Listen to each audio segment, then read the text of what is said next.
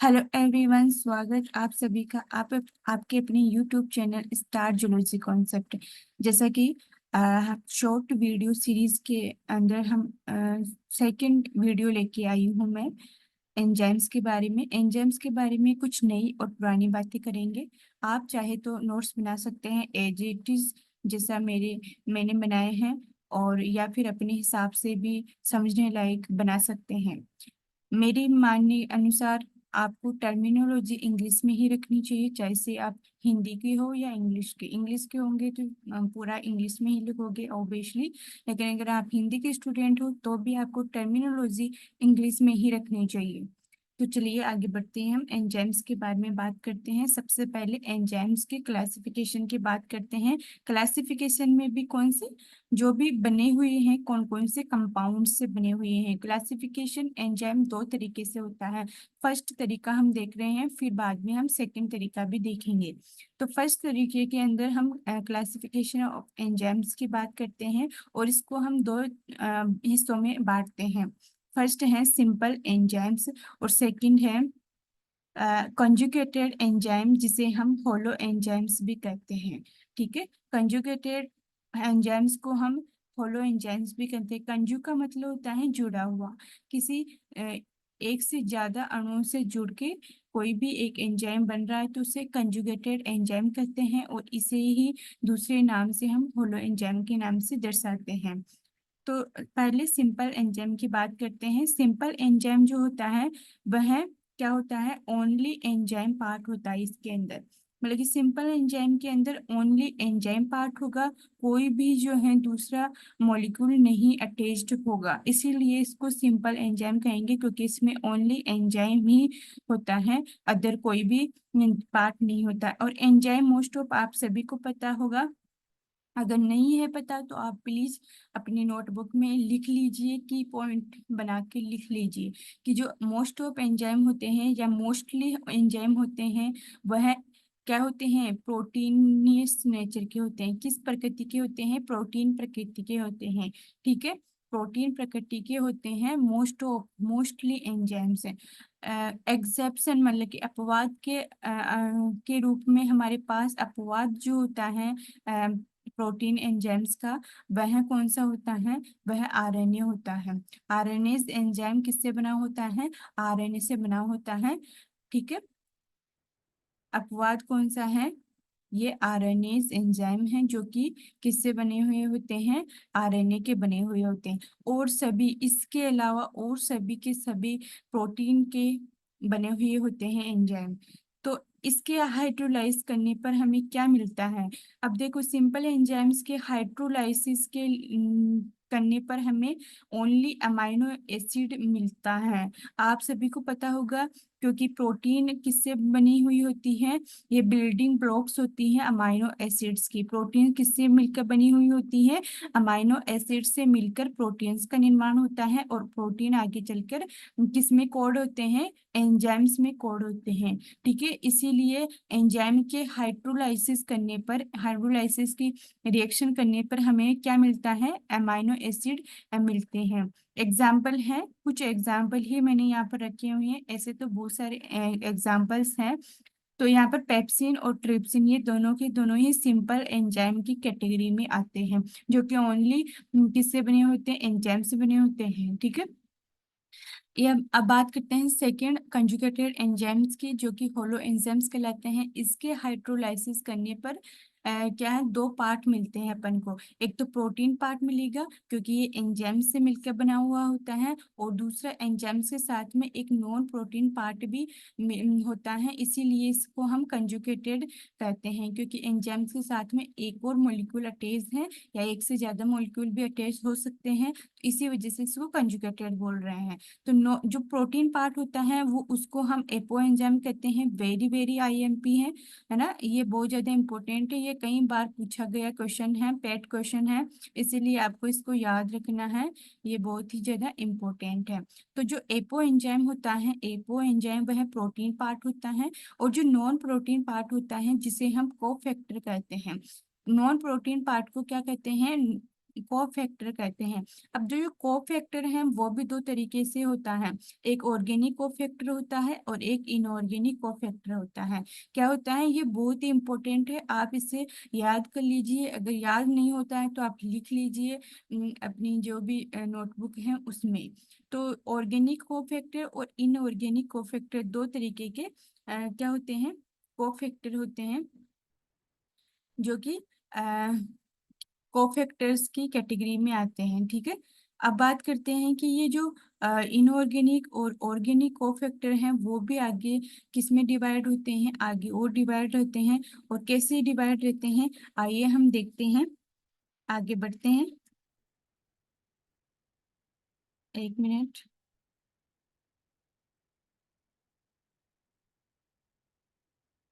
Yes, कहाँ आ गए थे हम आ गए थे कि जो कोफैक्टर है वो ऑर्गेनिक कोफैक्टर और इनऑर्गेनिक कोफैक्टर के अंदर डिवाइड होता है। अब बात करते हैं ऑर्गेनिक कोफैक्टर भी आगे चलकर प्रोस्थेटिक ग्रुप और को एंजाइम्स के अंदर डिवाइड रहता है। आप सभी ने नाम सुना होगा प्रोस्थेटिक ग्रुप, है ना, और को एंजाइम। आपने कोफैक्टर नाम ना सुनकर कोफैक्टर की जगह को एंजाइम नाम सुना होगा, लेकिन आपको पूरी डिटेल से मैंने यहाँ पर समझा दिया है कि जो नॉन प्रोटीन पार्ट होता है वो सबसे पहले जो है कोफैक्टर कहलाता है। फिर कोफैक्टर दो भागों में बटा होता है, जिसे ऑर्गेनिक कोफैक्टर और इनऑर्गेनिक कोफैक्टर कहते हैं। फिर आगे ऑर्गेनिक कोफैक्टर दो भागों में बटा होता है, एक को प्रोस्थेटिक ग्रुप कहते हैं और सेकंड को कोएंजाइम्स कहते हैं। यहाँ तक डिवाइड होने के बाद में आते हैं ये प्रोस्थेटिक ग्रुप और कोफैक्टर। जो प्रोस्थेटिक ग्रुप होता है वो टाइटली बाउंड रहता है एपो एंजाइम्स के साथ में। जो हमने प्रोटीनेस पार्ट पढ़ा था जिसे एपो एंजाइम्स कह रहे थे, को है ना, जो कंजुगेटेड एंजाइम्स है सेकंड कैटेगरी के, उसमें जो एपो एंजाइम है वो क्या होते हैं, प्रोटीनेस पार्ट होता है, और इससे टाइटली मतलब कि बहुत कस के कौन बाउंड रहता है, प्रोस्थेटिक ग्रुप जो है कस के बाउंड रहता है प्रोस्थेट एपो एंजाइम्स के साथ में। ठीक है, और ये परमानेंट बाउंड रहता है। देख, टाइटली बाइंड रहेगा तो परमानेंट तो ऑफ कोर्स हो ही जाएगा। ठीक है, टाइटली जब कोई बाउंड रहता है तो वो परमानेंट तरीके से बाउंड रहता है एपो एंजाइम्स के साथ में। ठीक है, तो इसका एग्जाम्पल हम देख लीजिए, ये वेरी वेरी इंपॉर्टेंट है ये। तो हिम जो है, हिम एक प्रकार का प्रोस्थेटिक ग्रुप है। ठीक है, इन प्रोक्सीडेज एंड कैटेलेज एंजाइम, आपने दो एंजाइम नाम सुना होगा, प्रोक्सीडेज एंजाइम और कैटेलेज एंजाइम। ये है जो प्रोक्सीसोम है उसके ही क्या है, प्रोक्सीसोम जो ऑर्गेने है, ऑर्गेनेली, है ना, कोशिकांग होता है ना पर ऑक्सीजोम, उसके एंजाइम्स जो हैं वो कैटेलेज और प्रोक्सीडेज हैं। उसके अंदर हिम जो है एक प्रोस्थेटिक ग्रुप के रूप में काम करता है। तो ये एक प्रोस्थेटिक ग्रुप के रूप में ऑर्गेनिक कोफैक्टर के अंडर आता है एग्जाम्पल के रूप में। अब बात करते हैं कोएंजाइम की।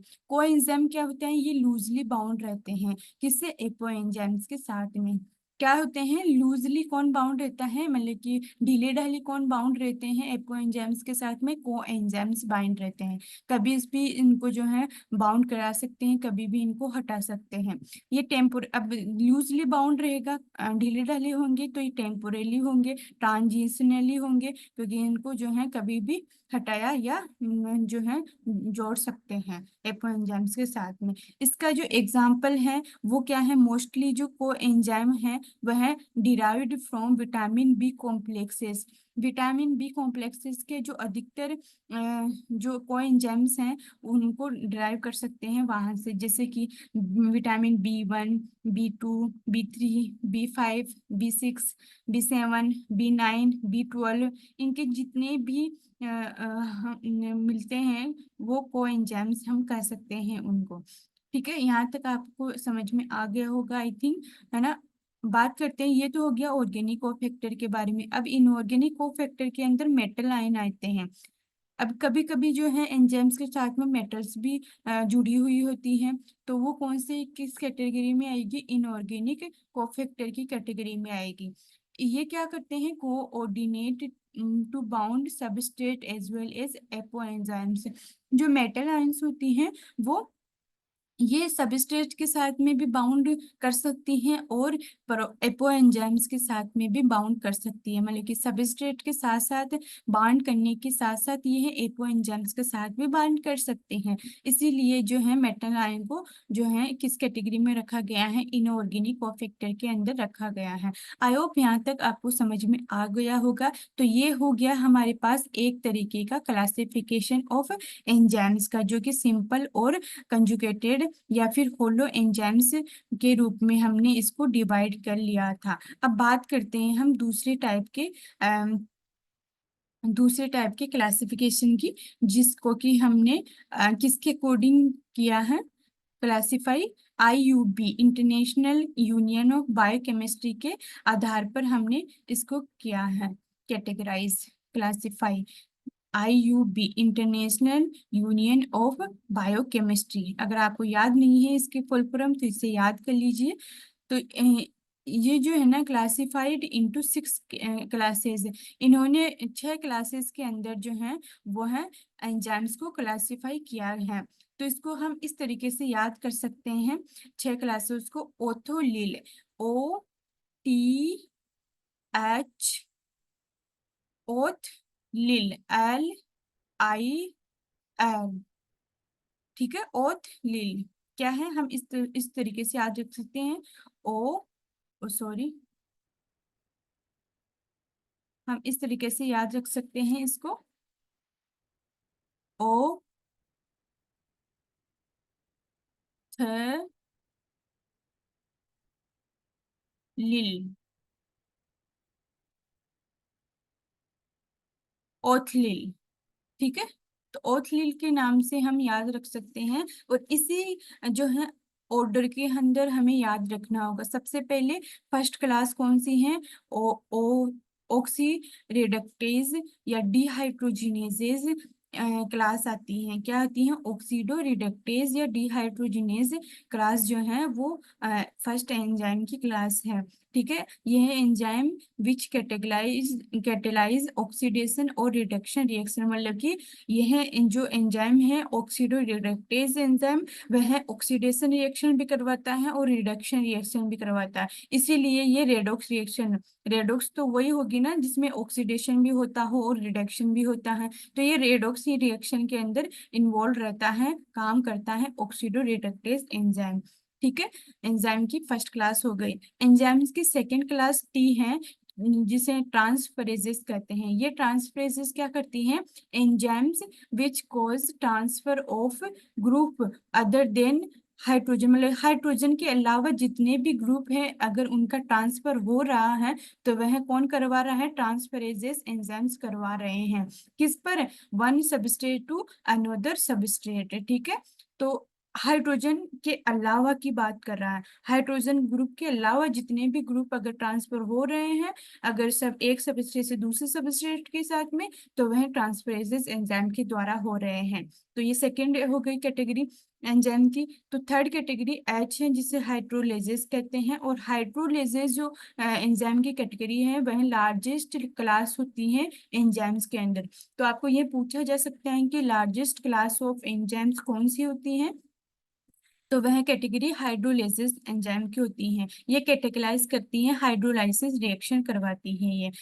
फोर्थ जो कैटेगरी है वह लाइएजेस है। पहले लाइएजेस करवाता है और फिर लाइगेजेस करवाता है। तो आप इस दोनों एल में जो है डिफरेंस याद रखना, पहले हम काटेंगे और फिर जोड़ेंगे, क्योंकि लाइएज कौन क्या करवाता है, एलिमिनेशन करवाता है ना, क्या करवाता है, एलिमिनेशन, रिमूव करवाता है, ठीक है। जबकि लाइगेजेस क्या करवाता है, सिंथेसाइज करवाता है या ये फिर जोड़ता है, टुगेदर करता है एक दूसरे ग्रुप को, ठीक है। तो पहले काटेंगे और फिर जोड़ेंगे, इस तरीके से एल को याद रखना है आपको, ठीक है। तो लाइगेजेस फोर्थ क्लास हो गई।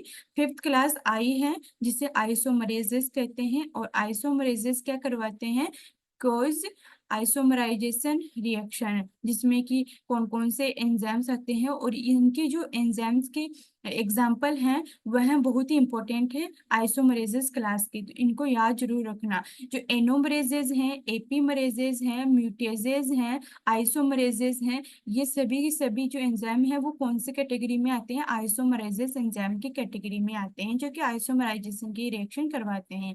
तो वेरी वेरी आईएमपी हैं, इनको जरूर याद रखिए आप। सिक्स क्लास है लाइगेजेस, जिसे सिंथेटाइजेस भी कहते हैं, क्योंकि ये linking of group of together करवाते हैं।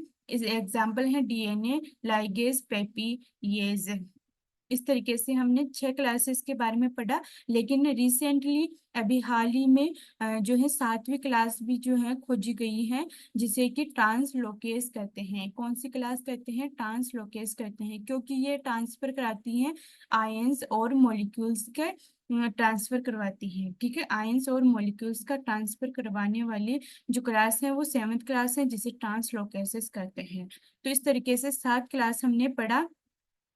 और जो है 7 क्लास के अलावा यहाँ पर कुछ की पॉइंट भी हैं, जिसे आप जरूर से देख लें, क्योंकि ये भी बहुत ही इम्पोर्टेंट है। 1 मिनट में इसको रिमूव कर देती हूँ, नहीं तो ये हौच पौच हो जाएगा, आपको समझ में भी नहीं आएगा। तो हमने जो है की पॉइंट 7वीं क्लास तक पढ़ लिया था। फिर आगे देखिए की पॉइंट के अंदर हमें क्या देखना है, ये देखिए।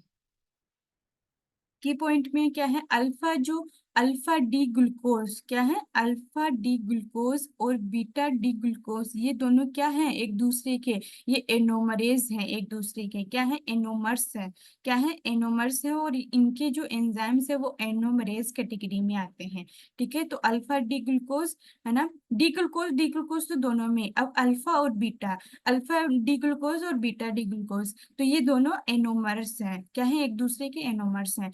ग्लूकोज और गैलेक्टोज क्या है एक दूसरे के एपीमर्स हैं, और इनके जो एंजाइम्स है वो एपीमरेज कैटेगरी में आते हैं।